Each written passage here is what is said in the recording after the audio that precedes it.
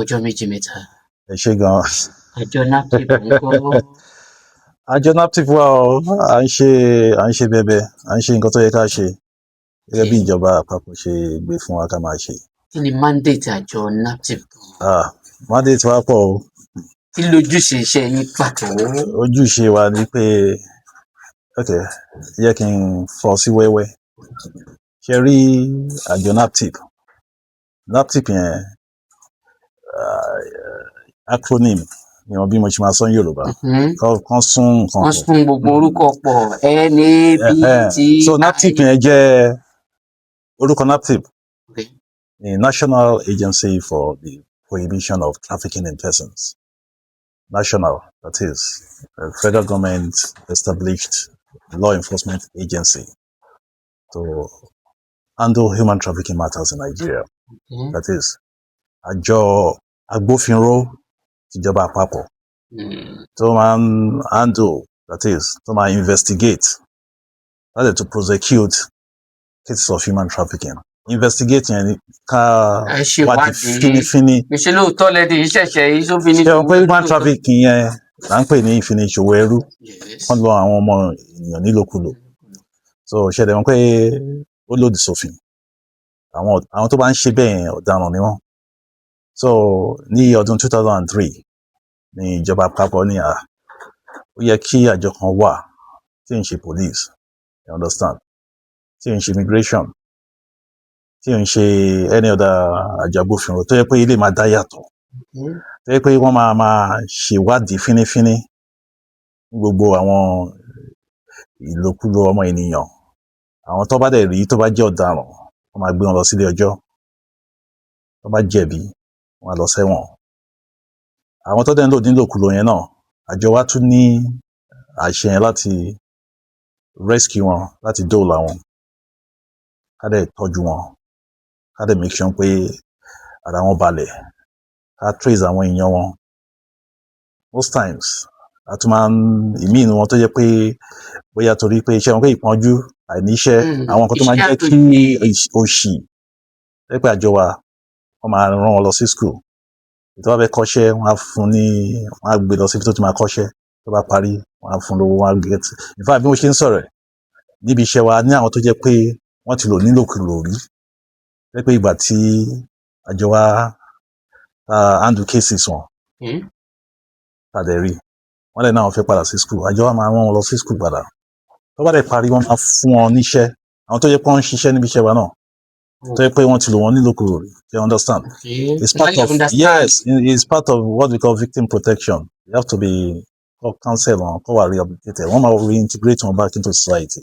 So àjọ wa dẹ̀ tún máa ń ṣe ìkéde kiri, a ní agbára láti ṣe ìkéde kiri lórí bóyá amóhùnmáwòrán, orí asọ̀rọ̀mágbèsì báyìí. Wọ́n lọ sí schools torí a ní department kan tá à ń pè ní public enlightenment, tí wọ́n ní àwọn tó jẹ́ officers wa tí wọ́n kọ́ máa lọ kiri. Wọ́n lè lọ sínú ọjà, wọ́n lè lọ sí school, lọ sí motor park, lọ sí ilé ẹ̀sìn, lọ sí àwọn schools àwọn ọmọdé, kọ́ máa sọ̀rọ̀ human trafficking, kọ́ là wọ́n lóye. Wọ́n jẹ́ kọ́ mọ̀ pé human trafficking ó real, you understand? So that àwọn yẹn máa mọ àwọn àpẹẹrẹ tó yẹ kán rí, because ẹlòmíì kò mọ àpẹẹrẹ human trafficking yẹn ló fi jẹ́ kán lọ tí orí bọ̀. Lẹ́wọ̀n dẹ̀ fẹ́ sọ fún yín pé ṣe rí human trafficking ni, màá kọ́ define in ṣókí in English, màá wá interpret it. Human trafficking simply means the act of recruitment or procurement of a person through the means of deception or force or fraud or abduction or any form of means for the purpose of exploitation. Exploitation that ń sọ ní ìdí tí àwọn èèyàn máa fi ń traffic àwọn èèyàn. Wọ́n máa ń lo ìlòkulò tá à ń sọ yẹn ibi tó ti wá nìyẹn là ń pè ní exploitation. Exploitation yẹn dẹ̀ pín sóríṣiríṣi. A ní sexual exploitation, pé wọ́n máa tan àwọn obìnrin. Wọ́n lọ fún wọn ṣòwò nàbì. Ṣẹlẹ̀ rí human trafficking tá à ń sọ ìfiniṣòwò ẹrú yìí, ìlòkulò ọmọ ènìyàn. Ó lè jẹ́ within orílẹ̀-èdè kan like Nigeria. Ó lè jẹ́ even within Ìbàdàn, bóyá from Ọ̀kọ́lá to Oyo State. Ó lè jẹ́ láti from Oyo State to maybe the next state or any state within. Ó lè jẹ́ láti orílẹ̀-èdè Nigeria lọ sí òkè òkun. A ní mi dẹ̀ dùn pé iṣẹ́ rí tí n bá lọ sọ̀rọ̀ like àná mo ṣì wà ní radio station kan. Mo ní mo máa sọ pé ẹ jẹ́ ká narrow human trafficking its prevalence in Oyo State because èmi ti ṣiṣẹ́ ní àjọ NAPTIP, mo ti ṣiṣẹ́ gidi, mo ti ṣiṣẹ́ ní North, the core North, you understand? Mo ti ṣiṣẹ́ ní ilẹ̀ Igbo, the South East, the South, 5 Southeastern states, mo ti ṣiṣẹ́ níbẹ̀. Mo ti ṣiṣẹ́ l'Èkó, mo ti ṣiṣẹ́ ní Abuja. So ṣe rí each region ní prevalent forms of human trafficking. Ní Oyo State, ó dẹ̀ máa ń dùn mí gan because kò sí good. Ṣe rí ní Oyo State, káwọn obìnrin kọ́ máa tàn wọ́n nígbà wọn máa lọ ṣe iṣẹ́ ọmọ ọ̀dọ̀ nílùú àwọn kọ̀ọ̀rà. Libya. Oman. Ṣe lè mọ̀ pé Libya, all this Tunisia, Morocco, àwọn tẹ̀ ṣe wà North Africa.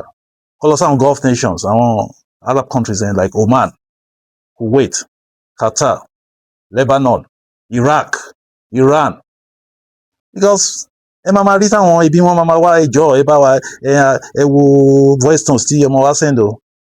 Kí ló dé tó yẹ pé wọ́n kì í gbọ́rọ̀ ẹlòmíì ò gbọ́rọ̀? Bó ti jẹ́ ẹlòmíì tó yẹ pé torí àjọ wa ní àṣẹ láti máa dá àwọn èèyàn padà.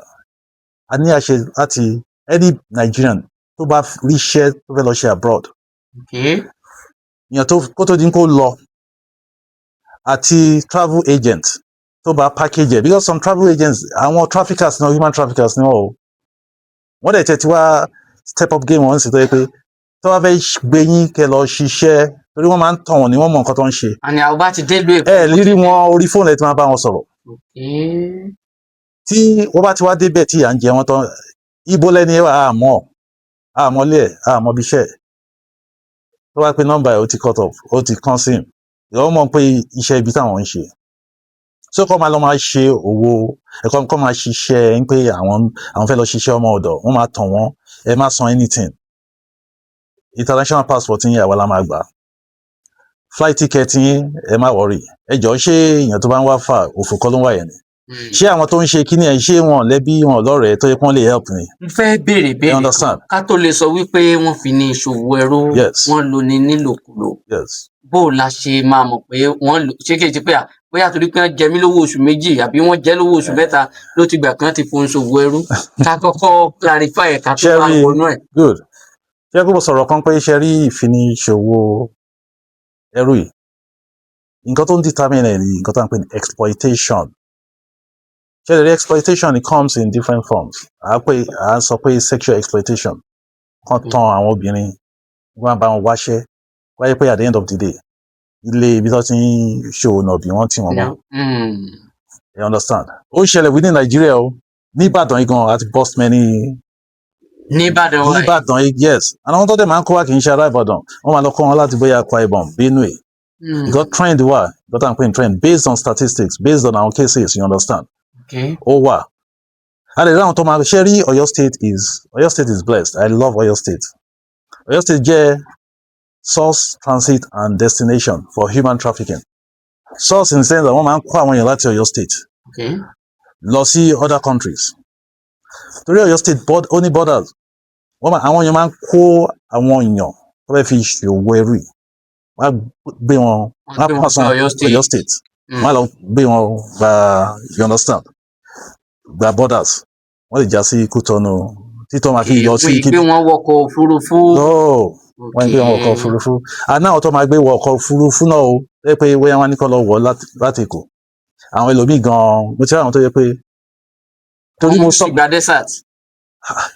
Èmi ti débẹ̀ ni see I worked mo ṣiṣẹ́ ní Sokoto office wa zonal command Sokoto command wa mo ṣiṣẹ́ ìgbà tí mo sọ ibi 20 years ago náà fún ọdún mẹ́fà Sokoto command wa dẹ̀ call ó ń ṣojúṣe fún Sokoto State, Kebbi and Zamfara.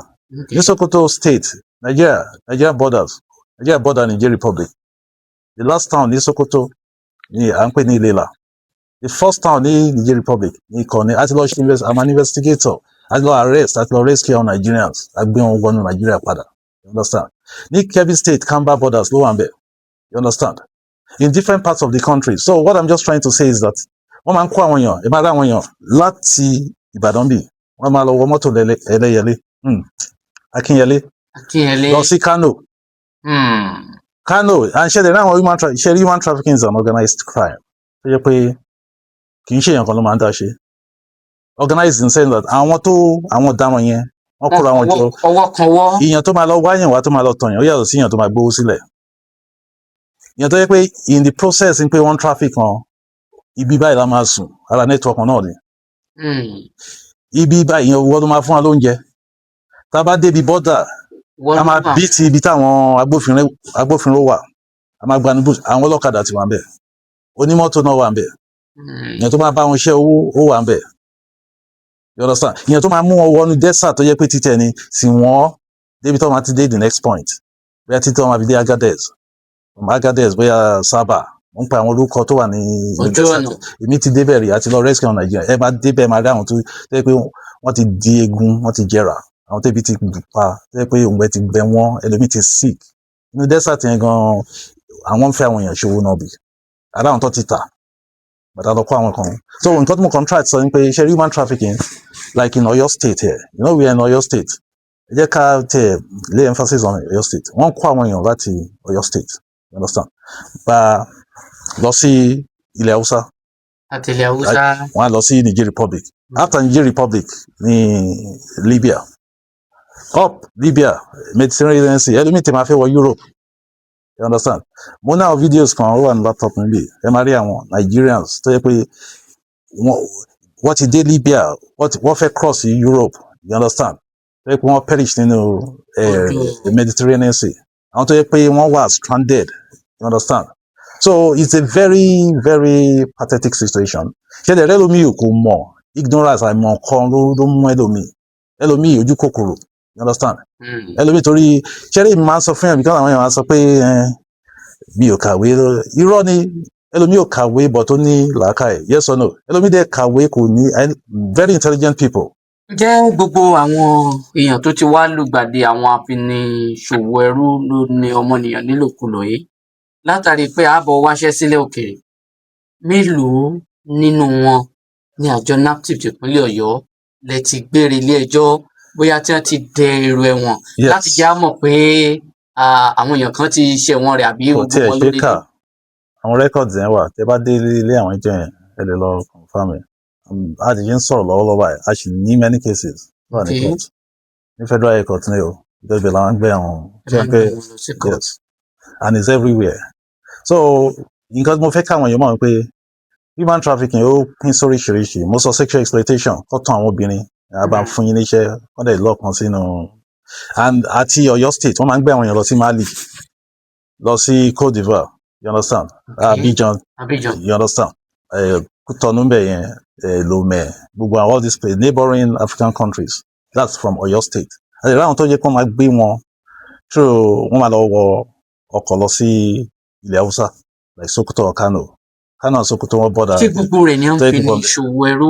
ìyẹn là ń pè ní man trafficking. Ṣé kò sí kan tó wà lẹ́gà pé bóyá n ò fẹ́ gbélé mọ́ ilẹ̀ ibòmíì ni ó gbè mí? Ṣẹ́rí a sọ pé kíyàn máa travel ilẹ̀ ibòmíì máa gbè mí àbí kí ló fẹ́ lọ ṣe ń bẹ̀? Ṣé irú iṣẹ́ wo? Wọ́n á ní iṣẹ́ tí ó mú. Níbo ní country o? Wọ́n ṣàmọ̀ mórílẹ̀-èdè pé káwọn ṣàtìlẹ́yìn. There's what we call irregular migration. Irregular migration is when you migrate from the source, you understand, through transit to your destination country without having the required travel document. Òun kúrò Nigeria kí ló tó ṣe lè lọ gba osnic okọ̀sọ̀ o ní ìwé ìrìnnà yẹn ìlú tó ń lọ ń kọ́ ṣé wọ́n expect ẹ̀ ń bẹ̀ ṣé wàá kọ́ dédé ló nílò mo fẹ́ ṣiṣẹ́ ó lè ló má padà jà bí kò máa ṣaṣẹ́ gbogbo ẹ̀yìn àwọn tó dẹ̀ gbé lọ yẹn they will take advantage of you because you be at the mercy of them you be at their mercy you understand so tó bá fẹ́ lọ sí orílẹ̀-èdè míì kí mo fẹ́ lọ ṣé mo fẹ́ kàwé ni ṣé mo fẹ́ lọ kíyàn ni ṣé mo fẹ́ lọ ṣiṣẹ́ ní iṣẹ́ wo ló fẹ́ ṣe torí ẹ̀ mo sọ pé there's what we call the regulations 2019 of the Trafficking in Persons Prohibition Enforcement Act 2019 àwa la lòfin yẹn NAPTIP pé gbogbo àwọn travel agencies tour operators you understand tẹ máa ń wáṣẹ́ fún àwọn Nigerians nílùú mi lórílẹ̀-èdè mi ẹ gbọ́dọ̀ wá gbà àṣẹ ní NAPTIP ìyẹn là ń pè ní clearance certificate because ẹ bá wá wọ́n dẹ̀ fẹ́ lọ àwọn èèyàn máa wá sọ́dọ̀ wa. So torí àwa ní experience a máa scrutinize the whole process a máa mọ̀ bóyá ewu wà ń bẹ̀ má lọ àti wọ́n tó fẹ́ lọ àti wọ́n tó pera ní travel agent yẹn because some travel agents are not even registered even tó bá ti wà registered náà kò mí pé ò lè jẹ́ human trafficker. Ẹ bèrè lọ́wọ́ ọmọ ibiṣẹ́ mi tàjọ́ ẹ̀ mo ní tí bí mo ṣe ń bọ̀ ẹ̀ mo ṣì ń chat pẹ̀lú èèyàn kan àbúrò ẹ̀ láti Ìbàdàn bíi gẹ́ẹ̀ yẹn ó ṣì wà Mali báyìí àná mo ṣì ń bá trafficker yẹn sọ̀rọ̀ pé tó bá rí this girl because wọ́n ti lọ ọmọ ẹ̀ nílòkulò owó náà bí wọ́n fi ṣe fún ọdún mẹ́ta bí mo ṣe ń bọ̀ bí yàn ẹrí tí mo mú fóònù dáa ẹni ẹ ṣì ń bẹ̀ mí pé kíní now ó ṣẹ̀ sọ fún mi mo lè fi chat yẹn yín pé ẹrú ti bá trafficker yẹn ó dẹ̀ náà máa lọ fi ṣọwọ́ sí àwọn tó máa mú padà wá Nàìjíríà àwọn tó gbé lọ sí Cairo nǹkan gẹ́ẹ̀ta pété yẹn àbí èyí tó wà ní Akínyẹlé ìyẹn tí àǹtí tá a bá dẹ̀ ti get in touch pẹ̀lú wọn ó dẹ̀ ń bá ṣe máa ń ṣe because we work with Interpol a lè bust all these yes Google area the number of people from Ghana. Do you know how many people that even last year from Ghana, from Mali, so you pay NAPTIP this airline collaborated with us Airpeace wọ́n ti gbé aeroplane sílẹ̀ free of charge as in to get them evacuated à ń ṣiṣẹ́ but àwọn ẹlòmíì lè máa mọ̀ we have convictions and sentence on so kí n tó sọ̀rọ̀ please we have sexual exploitation wọ́n fi ṣòwò ẹrú owó nọ̀bì a ní nǹkan tá à ń pè ní labour exploitation wọ́n tún àwọn èèyàn ó jẹ́ pé at the end of the day ibi tó ti máa ṣiṣẹ́ kura ó lè jẹ́ ní factory ó lè jẹ́ quarry site ó lè jẹ́ mining site ó tẹ̀lé jẹ́ iṣẹ́ ọmọ ọ̀dọ̀ tó yẹ pé wọn ò lè fún wọn lówó kankan wọn kàn ẹ ṣáà máa ṣiṣẹ́ lọ ṣe bí àìpẹ́ ọdún tó kọjá ṣe lè rí human trafficking ni ẹ wo o gbọ́dọ̀ mo máa ń sọ kì í ṣe obìnrin nìkan o ilé ìṣọmọdé nìkan ló wà affected ọkùnrin gan wà affected as victim tó máa ń lò wọn nílòkulò ẹ bí mi pé bíbá o trafficking in removal of organ tissue and cell yes organ harvesting yẹn là ń pè that's another form of human trafficking àìmọye Nigerians are deceive especially ní India Pakistan tó wá débẹ̀ wọn á drug wọn kó tó jí wọn ti yọ kidney wọn oh sorry nǹkan iṣẹ́ tiwa ni a máa ń rí so one has to be very careful má worry ẹ̀yin let me just say this ṣẹ́rí ayélujára tí a ń gbé kiri one has to be careful the technology driven trafficking in persons ló wá pọ̀ jù ń sìn jẹ́ pé orí social media ayélujára àwọn ẹlòmíì tẹ́ ẹ̀ mọ̀ orí tẹ́ ẹ̀ ń bá wọn ṣe kí ni they are human traffickers wọ́n kàn groom ní ni àìmọye èèyàn tó jẹ́ pé ṣebí girl tó tí mò ń sọ̀rọ̀ ẹ̀ tí Mali yẹn ṣe bórí social media ló ti pàdé girl yẹn they became friends yẹn dẹ̀ tán wá sèkò àti kó wọ́n ti traffic ẹ̀ lọ láti ọdún mẹ́ta báyìí náà àwọn èèyàn tiẹ̀ bẹ́ẹ̀ ẹ̀ tiẹ̀ bá wa release ẹ̀ kó tiẹ̀ máa bọ̀ ń lé ìyẹn tó ti fi ṣòwò nàbì ní Mali tẹ́ bá dẹ̀ rí bẹ́ẹ̀ kì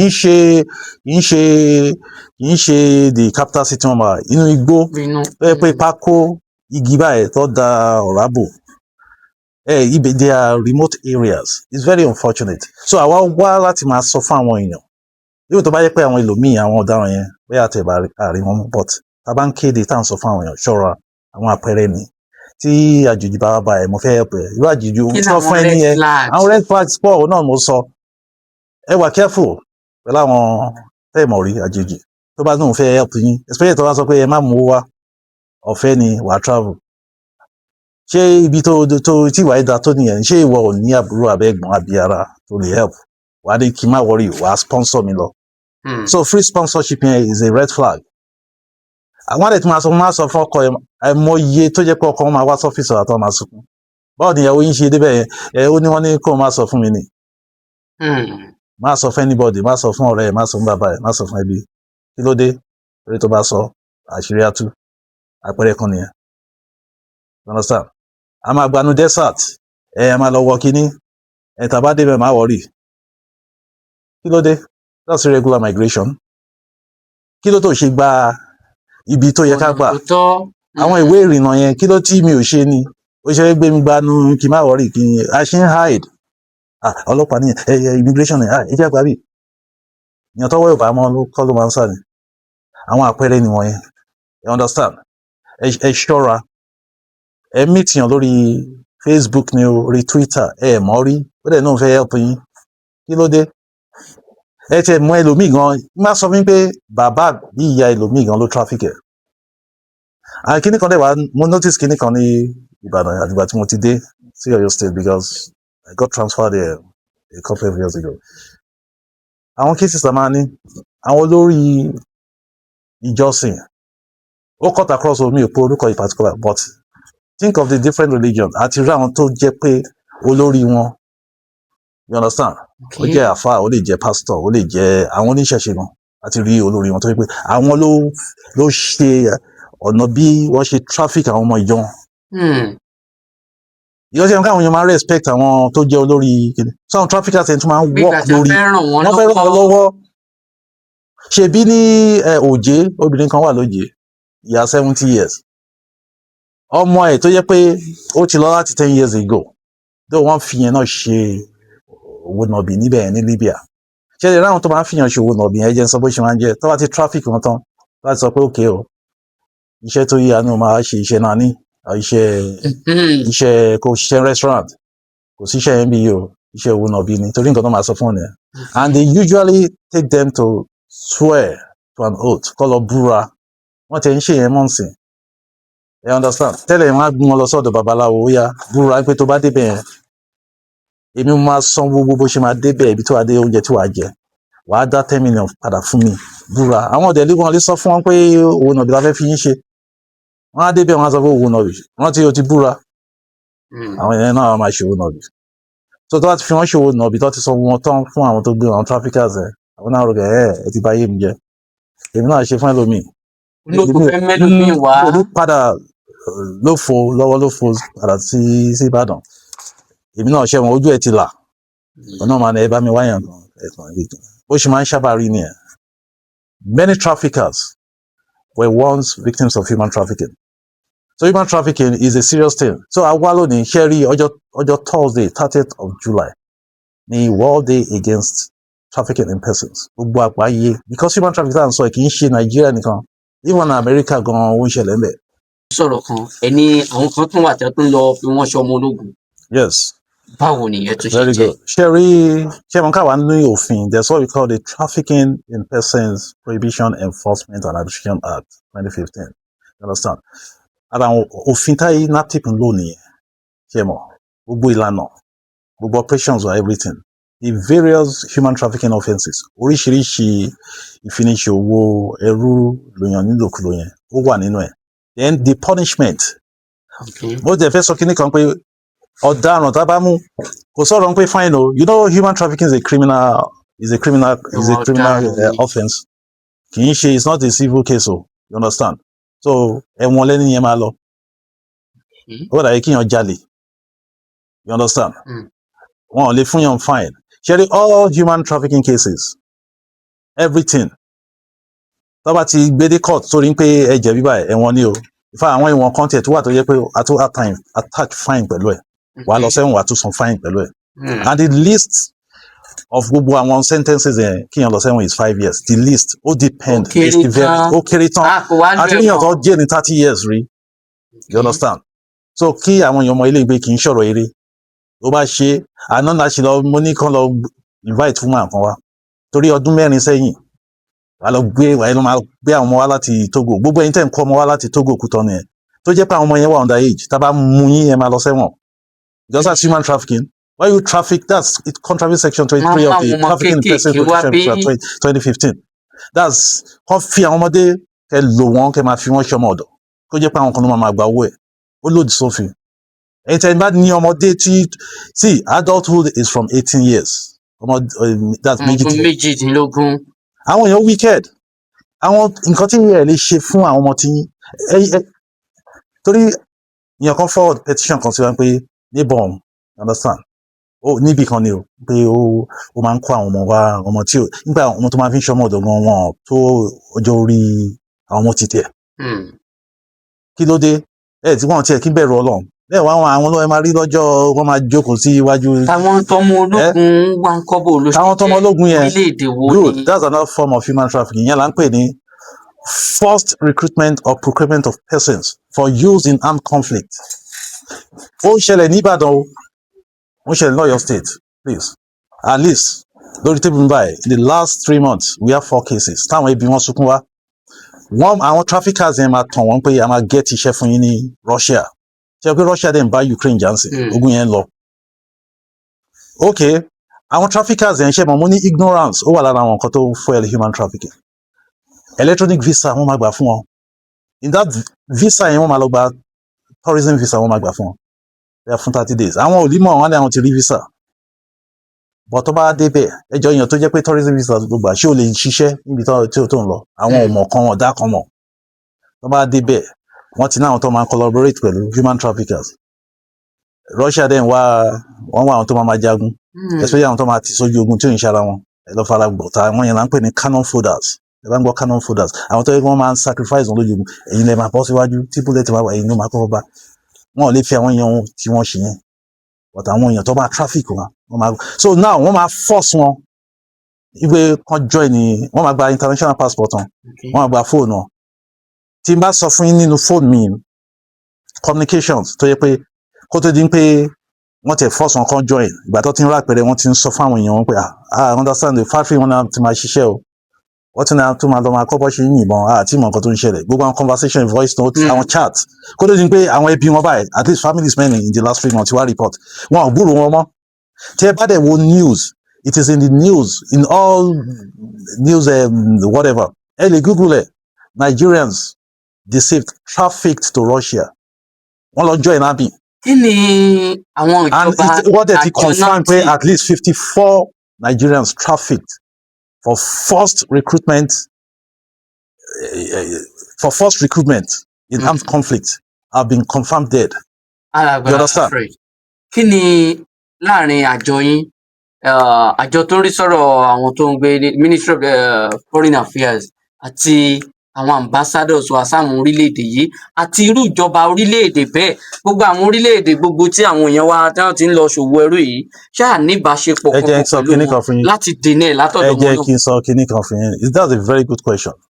ṣé rí human trafficking mo sọ fún yín pé nǹkan tó ṣẹlẹ̀ lágbàáyé ni tí n bá sọ fún yín pé in the year 2000 December 3rd year 2000 gbogbo àgbáyé péjọ ẹ ṣàmọ United Nations wọ́n lọ sí ìlú kan ní wọ́n pè ní Palermo ní Italy wọ́n ní àwọn organized crime mẹ́ta wà pé Africa foríkorí kárìbá ṣe máa yes because organized crime is not just organized crime transnational organized crime transnational ó cut across ó máa ń cut across from one country from source transit and destination country ẹ bèrè ń pé irú àwọn crime wo ni. The first one ni à ń pè ní the illicit manufacturing and distribution of firearms, light weapons. You understand? Firearms, ammunition and light weapons. Ẹ bèrè pé bó làwọn Boko Haram bó wọ́n ti rí gbogbo AK-47 tó ń bó wọ́n ti rí gbogbo àwọn RPGs tó ń lò. Ọ̀nà táwọn tún gbé tí wọ́n. Because àwọn ọ̀daràn kan wà tó yẹ pé ìyẹn là ń pè ní illicit manufacturing and distribution of firearms, light weapons and ammunition ọ̀daràn ni wọ́n tí wọ́n kọ́ máa ta àwọn weapons tó fi ń jagun fún àwọn insurgents fún àwọn terrorists ibi táwọn ṣé dẹ̀ mọ́ wọ́n dẹ̀ máa gbé wá láti country kan bọ́ sí country kan so ìyẹn là ń pè ní transnational organized crime you understand ìkan nìyẹn. The second one ni smuggling of migrants that's the prohibition of smuggling of migrants across land, air and sea borders. Another form of ìwà ọ̀daràn kan nìyẹn kí ẹ máa smuggle àwọn èèyàn from one country to the other. Then the third one ni ti human trafficking or prohibit that is the prohibition of human trafficking in finish owó ẹrú council. You understand? Ṣé ti understand nǹkan tí mo sọ? Wọ́n ní àwọn transnational organized crime mẹ́tẹ̀ẹ̀ta ẹ̀ ní year 2000 àìjẹ́ká foríporí wípé bó àti ẹ̀ tó bá fẹ́ gbé wọn tó bá fẹ́ ṣẹlẹ̀ ní country àmọ́ kó máa ń cut across country ẹ jẹ́ ká strategize tó yẹ pé a máa make sure pé a block gbogbo àwọn ways tó máa fi you understand so nínú country títí ẹ tá a bá sọ fún pé wọ́n ti gbé àwọn ọmọ country wa wá sí country o àwọn ọlọ́pàá yín bá ṣe máa you know there will be a synergy you understand intelligence sharing information sharing you understand joint operations NAPTIP ti lọ àti lọ ṣe operation ní Mali àti lọ ṣe ní Ghana. With the authorities there àjọ bust àwọn human trafficking hubs at the rescue àwọn èèyàn àti lọ Italy rí ẹ lè google ẹ google nǹkan tí mo sọ àti lọ àwọn officers wa lọ sí Italy ara wọn multilateral àwọn agreement because wọ́n sign protocol yẹn là ń pè ní Palermo protocol, that is agreement, gbogbo wọ́n sign protocol yẹn là ń pè henceforth we want to even eradicate human trafficking, we want to eradicate smuggling of migrants, we want to eradicate the illicit manufacturing and distribution of firearms, ammunition and light weapons, you understand? So ìfọwọ́sowọ́pọ̀ wà láàrin gbogbo countries all over the world. Now nǹkan tẹ́ sọ tí n bá sọ fún yín pé like in NAPTIP we have nǹkan tá à ń pè ní we have a department known as the Intelligence and International Cooperation Unit. Any case amount tó ní international dimension, department yẹn ló máa handle it. Okay. À ń ṣe pẹ̀lú Interpol, understand? À ń ṣe pẹ̀lú àwọn embassies all over the world. Wọ́n pè mí láti àwọn Nigerians kan ti há sí kí wọ́n porúkọ ẹ̀ sí Baghdad, àwọn kan ti há sí Oman, àwọn kan ti há sí Lebanon, ara àwọn tí wọ́n máa ń kó láti Ìbàdàn bíi láti Ọ̀yọ́ state láti àwọn fẹ́ lọ ṣe iṣẹ́ ọmọ ọ̀dọ̀ tó máa débẹ̀ wọ́n á fi iṣẹ́ pa wọn lórí, you understand? Ẹ béèrè pé kí ló tọ́ ṣe máa fi iṣẹ́ pa wọn lórí torí wọn ò dímọ̀ mo lè máa sọ very good. Ṣé rí gbogbo àwọn Gulf nations àwọn Arab countries wọ́n ní òfin kan tá à ń pè ní kafala migration labour system, you can Google it after this. Okay. Kafala migration labour system ó wà ní Saudi, ó wà ní Kuwait, ó wà ní Oman, ó wà ní Syria, ó wà ní Jordan, ó wà ní Iraq, ó wà ní Iran, ó wà ní ó wà káàkiri ní gbogbo àwọn Gulf nations. Kí ló túmọ̀ sí? Ó mìíràn pé wọ́n fún àwọn ọmọ ìlú wọn ní àṣẹ láti import àwọn immigrant kọ́ wá ṣe ọmọ ọ̀dọ̀ fún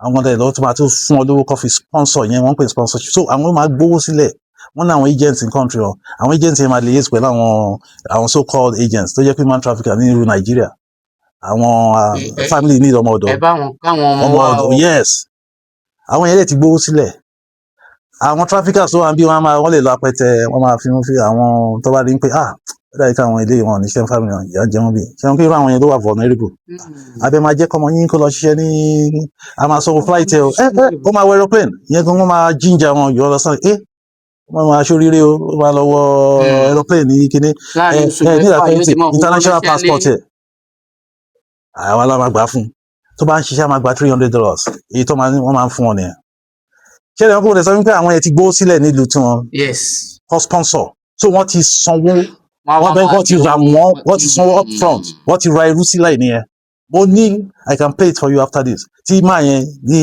Kuwait then I will kill you I've paid you because Ìbàdàn bí ìtọ́ ti traffic ẹni yẹn lọ sí Kuwait ìgbà tí yẹn débẹ̀ wẹ́sẹ̀ kó máa fún un lówó oṣù wẹ́sẹ̀ pé òun máa gbádùn àwọn yẹn máa lò ó kó máa nà ògiri kó máa ṣiṣẹ́ bí ẹ tí ẹ jẹ́ kí n sun no way sáwọn yẹn fi hàn pé àwọn ti ra irú sílẹ̀ òfin tí wọ́n dẹ̀ permit wọn and clause kan wà lófin yẹn tó ń pè ní that's kafala migration system the sponsor determines the entry the residency the nature of work and the exit of tẹ́ bá sponsor wa so èmi tí mo gbé ẹ wá èmi máa determine ìgbà tó máa lọ usually an electronic visa wọ́n máa ń gbà fún wọn you understand tó bá ti gba visa usually 2 years tó bá wù wọ́n lè ṣe kọ́rì ní ẹ̀ so for 2 years máa lò yín you understand tó táwọn àwọn obìnrin wá bá ti wá débẹ̀ tó ń fi wọ́n ṣọmọ wọ́n á máa kanra tó bá kanra jù wọ́n á ní wọ́n jalè mi ò rí ká number of cases lọ́yìn wọ́n á ní wọ́n jalè wọ́n jí gold àwọn jí ó lọ agídí wọ́n dẹ̀ tún máa ń bá wọn sùn yẹn that's normal thing àwọn ọkùnrin ilé yẹn from at least from what those women tó máa ń sọ. bí àwọn tó ń gbọ́ wa báyìí bóyá wá fura sí alábàágbé wọn ni o àbí agent kan tàbí orí ayélujára kan tó lóun bá yàn wọn òun fẹ́ gbé ni lọ rú àwọn orílẹ̀-èdè bẹ́ẹ̀ tí wọ́n sì rí pé àwọn fura sí i ǹjẹ́ ẹnu àjọ NAPTIP bò láti dáàbò bò wọ́n àti pé ibo ni wọ́n ó wà láti. There's what we call there's a technical term tó ń pè source protection. It is unethical. You know NAPTIP. Some of us, see, training starting, we trained with the police, we trained with immigration, we trained with DSS, we trained with some of our basic training starting, me need defense intelligence school, need defense intelligence college. That's the military intelligence training school. Yes. So NAPTIP is an intelligence agency. It's a law enforcement, a security agency, a full-fledged security agency. Our tari is our uniform. Some of us have trained on security and law enforcement, home and abroad. So before kó tó lè fi mí ṣe state commander, ẹ mọ̀ pé ẹni àti jẹ training dáadáa. It's a seasoned. Àjọ yín ló bá. Kindle Bomb, but we work with, yes, that's our collaboration tá à ń sọ nìyẹn. Ibo l'ọ́fíìsì yẹn wà.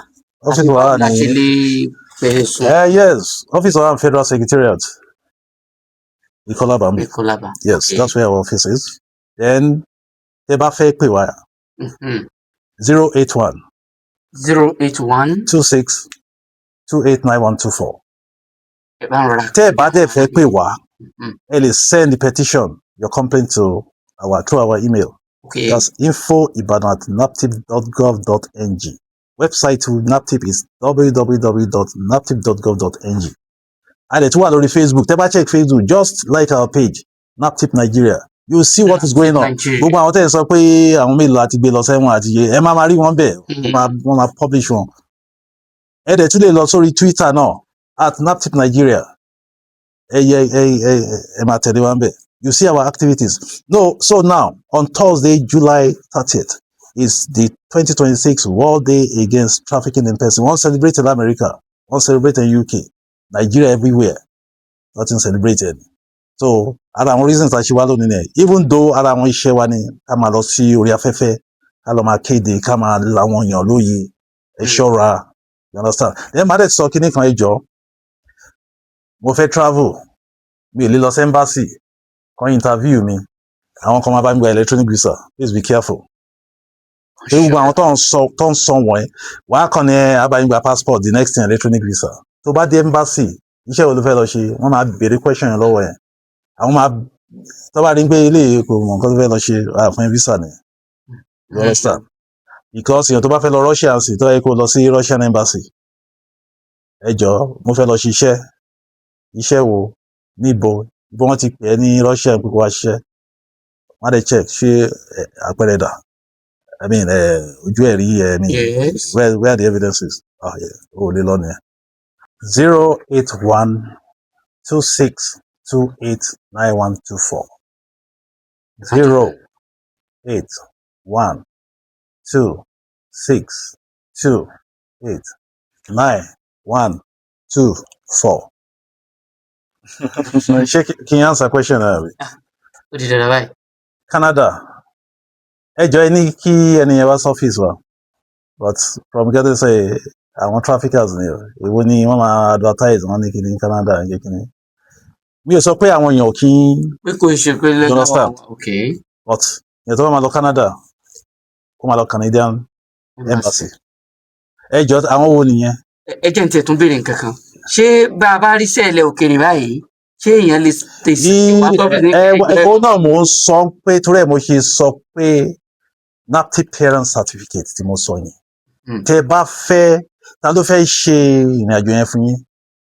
Ṣé rí àwọn traffickers wọ́n mọ̀ pọ̀ dàrún làwọn, torí ẹ̀ wọ́n ṣe lé wá sí NAPTIP, torí wọ́n mọ̀ ká ṣe máa tú. Tẹ́ bá ti sọ fún wọn pé let's go to NAPTIP, the intending traveller àti the so-called travel agent ẹ wá sí NAPTIP. Àwa máa investigate. You go first to go to our portal. Àwọn questions kan wà tẹ́ máa answer. Àwa máa béèrè questions. About fire questions. Ẹ rí pé ẹ tẹ̀lé lè sọ nǹkan mi. Má dẹ̀ sọ fún mi pé wo kò sọ́nà bẹ́ẹ̀ ò don't go. Tẹ́ bá dẹ̀ dé airport. Ó yá, tẹ́ bá ti dé, tẹ́ bá ti fẹ́ máa lọ. Where is your NAPTIP clearance certificate? Mi ò ní, wọ́n máa tán wọn back ni. Woman kan níbí, ó ṣe wá ẹbẹ̀ lọ́wọ́ ọmọ yìí. Married woman ni o, ó fine báyìí. Mo tẹ́ ẹ̀yin tẹ́ fine tó yìí, kí ló tọ́kọ yín ṣe jẹ́ kẹ́ ẹ fẹ́ lọ ṣe iṣẹ́ ní ṣe Oman. Ó ní òun á dé airport l'Abuja. Wọ́n á ní òun ò lè lọ mọ́. Ní pé NAPTIP, wọ́n dẹ̀ wá kó wọn àtàwọn láti Ìbàdàn bíi onímẹ́jọ làwọn. Wọ́n dẹ̀ kó wọn lọ sí ọ́fíìsì wa. Wọ́n ní kí ló ṣẹlẹ̀ wọ́n náà yín àbí ó ní wọn nù. Ó ní wọ́n fi àwọn sí ilé kan. Inú cell àbí ó ní kì í ṣe cell. Ó ní bed wà ń bẹ gbogbo ẹ̀. Television wà ń bẹ. Mo ní shelter wà nìyẹn. Wọ́n dẹ̀ counsel àwọn. Nígbà wọn ṣé mi wà lílọ ọmọ kí ni mọ́ ni mo dẹ̀ ti gba passport, ti gba flight ticket, everything. Ó fẹ́ lọ board flight ní airport. A week before kí woman tó wá ní bàbá kan wá bá mi lọ́fíìsì. Bàbá yẹn bínú. Àwọn kílókíló tí àṣejẹ wọ́n ní ọ́fíìsì wa ní Abuja headquarters wa. Wọ́n jẹ́ kọ́ ọmọ olùkókó travel. Èmi ti mọ nǹkan tó ṣẹlẹ̀. Wọ́n níbi báwo. Ó ní ẹ ṣe bó fẹ́ lọ ṣiṣẹ́ ni. mo ní bàbá ìjọ èló lọmọ yín san fún flight ó ní kò san kankan passport gbà nǹkan kò san kankan ta nìyẹn tó fẹ́ gbé lọ àwọn ọmọ mo ní bàbá ẹ kíra yín kú oríire owó ẹrú ni ọmọ yín ò bá lọ já sílẹ̀ airport ti dá padà yẹn mo sọ̀rọ̀ regulations 2019 fún yín pé NAPTIP has the mandate yẹn náà pé ní control of activities of organization and centers tó yẹ pé àwọn tó máa ń kó ọmọ lọ student lọ ṣe excursion any school tó wá fẹ́ kó ọmọ lọ ṣe excursion Naija because àwọn bọ́ ṣe ń traffic ẹ máa wá sí NAPTIP àwọn schools máa ń wá àwọn tó máa ń organize a beauty contest or pé ẹ̀yin tẹ́ ń jẹ́ footballers sports people ẹ fẹ́ lọ ṣe trials abroad ara àwọn tó fi ọ̀nà tó fi ń traffic àwọn èèyàn ni ẹ máa wá sí NAPTIP wá gba clearance certificate. ẹ ti bá wọn. yes ẹ̀yin tẹ́ ní tẹ́ jẹ́ pé NGOs ní tẹ́ ní shelter tẹ́ pé àwọn ẹ tọ́jú àwọn orphanages àwọn motherless babies home ìwọ ní gbogbo àwọn tẹ́ ní shelter tẹ́ pé àwọn tó ní problem ẹ máa ń kó wọn síbẹ̀ ẹ máa ń tọ́jú wọn ẹ máa wá gba clearance certificate from NAPTIP because àwọn ẹlòmíì all the shit tẹ́ pé oríṣiríṣi nǹkan ẹlòmíì ọ̀daràn ni o ẹlòmíì tó ní orphanage ọ̀daràn ni ẹ̀mọ́ orphanage láti sale kò tẹ̀ rampant bí ilẹ̀ ibi apá ibìkan Nàìjíríà nìyẹn ti rampant because ìkan tá à ń pè ní baby factory is another form of human trafficking ẹ tí gbọ́ yẹn rí tẹ́ pé àwọn kan yes ẹ ṣe àwọn baby factory kí wọ́n ṣe factory wọ́n manufacture nǹkan àwọn ilé wọ́n máa tàn àwọn obìnrin oríṣiríṣi tẹ̀ ni wọ́n ti lè gbé obìnrin gbé wá lọ́kẹ́ wọn ní kọkùnrin máa bá a sùn títí máa fi lóyún ó ń bímọ báyìí wọ́n ń ta ọmọ yẹn ni àwọn tó máa ń ta ọmọ tó ń ta ọmọ. kí ni àmọ̀ràn yín.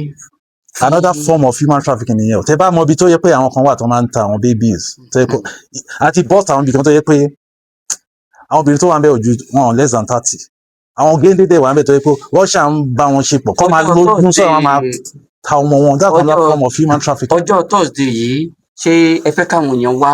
yes ọjọ́ Thursday ṣẹ́rí àti Monday láti bẹ̀rẹ̀. kí lẹ fẹ́ ká ṣe. ojoojúmọ́ ẹ̀ Monday Tuesday ọlábàá radio station mẹ́ta a máa lọ àti sọ̀rọ̀ ẹ̀ tó bá di Thursday the same thing even till Friday láti kéde bá ṣe kéde láti la àwọn èèyàn lójú. Thursday yẹn a fẹ́ ṣe mega rally kan ní Iwo Road àti so many people so people will come and máa pín flyers àwọn IEC materials information education you understand communication materials lójú títì ni o a máa lọ kiri so àwọn èèyàn máa polongo àwọn èèyàn máa mọ̀ pé World Day Against Human Trafficking wà stop human trafficking. kí ni àmọ̀ràn yín fún àwọn òbí tó jẹ́ pé àwọn gan-an ni ó Ṣúkúrà ti lọ ìlú Èkó ó ti ń fowó ránṣẹ́ sí ya. mi ò lè ka nọ́mbà of àwọn obìnrin àwọn àtọkùnrin tó máa wá sùn lọ́fíìsì wa ìyà ń jẹ ọmọ wọn tí n bá sọ fún yín pé ó dẹ̀ wà so pathetic especially ní Oman àti náà tó yẹ pé from Ibadan bí tẹ́ pé we are still looking at how to and kò sí Nigerian embassy ní Oman that's the unfortunate thing Jordan ní Nigerian embassy tún wà tó close mo mọ case tá à ń ṣe báyìí tó yẹ pé we are in liaison with the Jordanian embassy Nigerian embassy in Jordan because àwọn kan wọ́n ti orí wọ́n ti trauma yẹn ti jẹ́ kán lose brain wọn ò normal mọ́ because iṣẹ́ yẹn wọ́n ti fi ṣe pa wọn lórí wọ́n ti fìyà jẹ wọ́n. You mean there are so many Nigerians tẹ́ pé wọ́n wà ní police station ní Oman ní Iraq tẹ́ pé wọ́n ti lò wọ́n nílòkulò you understand tẹ́ pé wọn ò normal mọ́ I'm saying the truth ẹ rò pé èdè mò ń ṣe ojoojúmọ́ wọn máa bẹ ẹjọ́ we are working on it ilé ń ṣe fault wa okay now àwọn olóògbé yín lọ bọ̀dá kan ní wọ́n pè inside wọ́n ti ẹ̀ pọ̀ káàkiri ni ẹ wo get a rescue lọ́jọ́ yẹn tó yẹ pé it was a phone call from my table mo dẹ̀ sọ fún trafficker yẹn ní Cairo pé I want this girl released now ó dẹ̀ ní kíní ìyàn tó ṣe bí bó ṣe lọ yẹn apẹtẹ we arrested her detained her she met bail conditions and released on bail on release I compelled the trafficker there the records are there wọ́n dẹ̀ release ọmọ yẹn ó deal within 2 weeks now ọmọ yẹn sì afẹ́ṣẹjọ́ ó dẹ̀ sá ṣó dábẹ́. Ọpẹ́ pàtàkì lọ́wọ́ alàgbà Kayode A. Alfred, State Commander àjọ National Agency for the Prohibition of Trafficking in Persons, ìyẹn NAPTIP, àjọ tó ń dènà fífini ṣòwò ẹrú àti lílo ọmọ nílòkulò ìyẹn nípínlẹ̀ Ọ̀yọ́ ń bí yìí. Mo rò pé bàbá tún kàn sí tàbáwọn èèyàn bá ní tẹ́ bá ń pè mí everyday màá wá, why not? Anybody tẹ́ bá pè mí lóru màá dáhùn. Number, my number is always available. Anytime, any day. Reach out. Tẹ́ bá lè wá physically, send email sí wa. Ẹ ṣeun.